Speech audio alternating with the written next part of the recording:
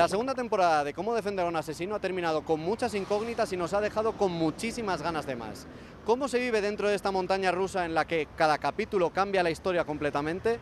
Hemos tenido la oportunidad de hablar con Alfred Enoch y Jack Falahee, Wes y Connor, en la serie producida por Sonda Rhimes, que nos han explicado cómo viven entre tanto giro de guión.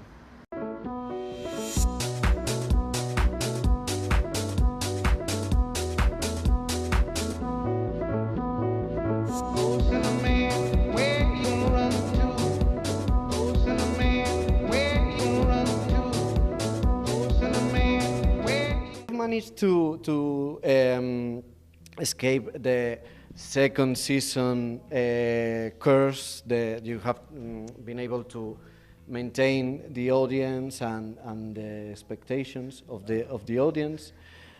Personally, for me, okay. Okay. But I want to know what were the keys you think that kept the series as good as the first season? Goodness, that's difficult. I want Jack to go first. Yeah. You want me to go first? Well, you know, yeah, you didn't know the second season curse. Yeah. Yes. No. I don't know about lots of things. Yeah. What's keeping it? I think mostly, aside from my acting, I think the writing. You know, I think that Pete Nowak, our creator, and our brilliant writers, you know, all great, isn't it? Our creator sounds like with a yeah, the writing. I mean, you know,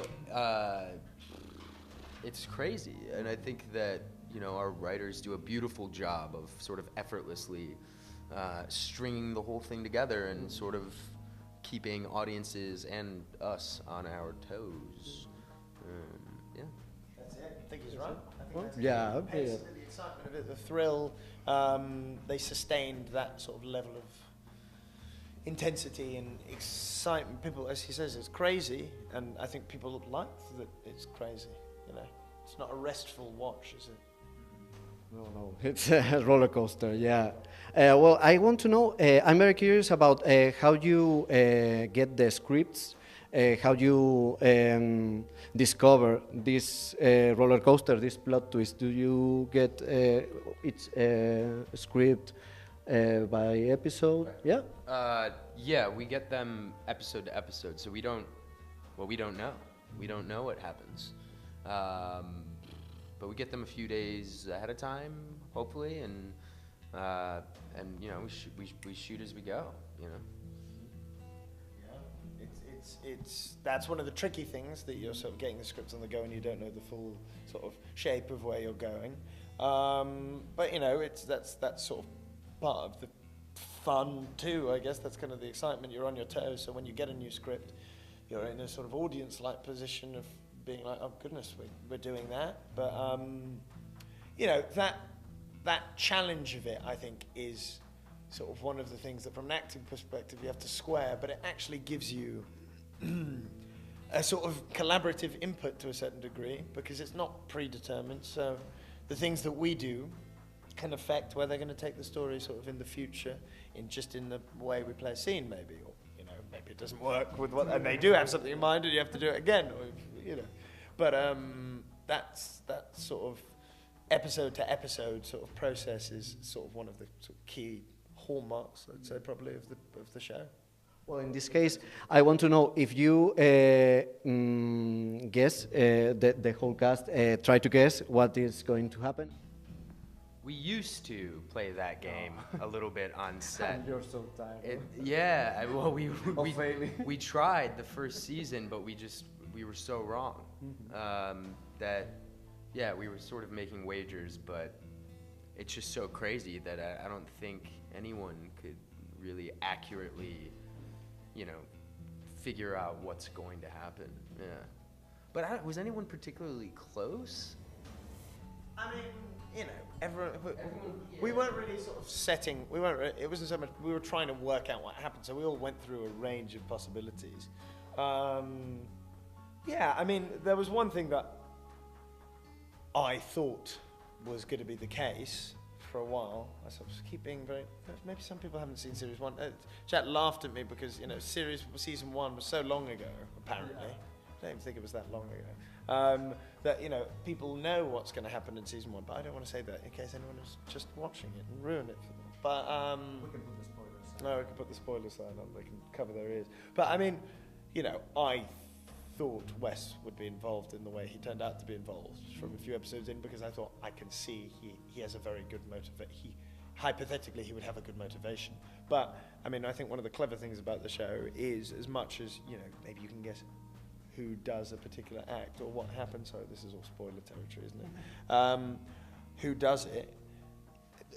The writers. The narrative's constantly twisting and turning and changing. So you find that out, but immediately there are other questions. Why? Who else is involved? How? So it's not. It's never over. I guess that's one of the things the writers always manage to say. With every resolution comes however many more questions. There's been the first previews of Harry Potter and the Cursed Child. I don't know if you could go to see it yet. Okay, but I want to know, because in our website there's a lot of chat about it, about the new Hermione that has maybe divided the fans. I want to know if you have an opinion of it. I think it's quite straightforward, really. I think we develop personal relationships with the stories that we like. So when it was the books, everyone had their own conception of what the characters looked like, and in the films, everyone had their own complaints about, when the films first came out, that wasn't like I thought it would be. They left out that bit. That's important to me. I used to think she was called Hermione, not Hermione. Yeah. So I was annoyed when people started calling her Hermione. So you develop these personal relationships with how you expect things to be in your own private world, because it matters. The story matters to you. And then what started to happen, because the films were so huge, people start developing a personal relationship with the film.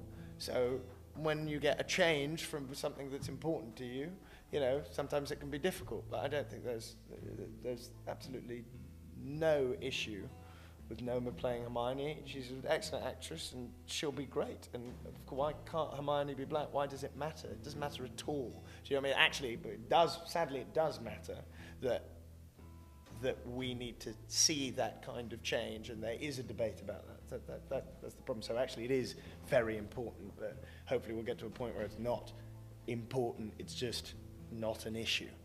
Done. Do you know what I mean? And why if Harry Potter was black in the play? It doesn't matter. Why does it matter? Do you know what I mean? The key characteristics of Harry Potter are not his pale skin. Do you know what I mean? It talks about his green eyes. Damn, Daniel Radcliffe doesn't have green eyes. Do you know what I mean? It's like the more important thing is the characters and how they manifest themselves. Do you know what I mean? These superficial things, obviously we form attachments to them because it's a world that you get drawn into and form a personal relationship with. But in reality, I don't think it's straightforward to me. There's no bar to that, and there shouldn't be. Well, you have something to add? Yeah, well, I mean, I agree with all of that, but I thought it was interesting. I think I read on Twitter maybe that J.K. Rowling was saying that there's actually no textual evidence that she is white. So, I mean, I don't know. I find it interesting, but yeah, I mean, I'm very excited to see it. I think that's an interesting point, that there's no textual evidence that she's white. I think that's right, and I think that encourages people to consider their own assumptions and expectations about characters, and also shows that it's not actually a deviation from the original source material, right? But if it were to be a deviation from the original source material, like, I think someone is described as being freckly, though you can have a black person who's freckly, but, whatever. If someone is explicitly talking about their pale skin, why can't that character in another version, in a reimagining of that work? That's what happens when you make adaptations and you build on a world. There's a dialogue between the original thing and the new creation. Yeah. So, to me, that is no bad thing either. You know, so if it wasn't canonical, you know, if it's explicit that Hermione is, you know, white and she's got blue eyes and brown hair or whatever, that, to me, that's still no bar. Right. So, anyway, those are sort of my thoughts on it.